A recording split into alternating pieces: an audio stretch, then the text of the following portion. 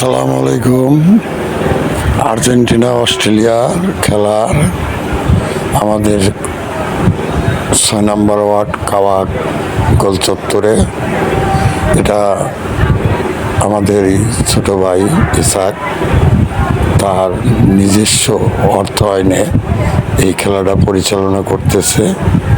এই খেলাটা দেখে ভালো লাগলে অবশ্যই লাইভ শেয়ার করবেন। কবিরাজ আসাদ আপনাদের কাছে একটা লাইভ চাচ্ছে। ধন্যবাদ। আসসালামু আলাইকুম।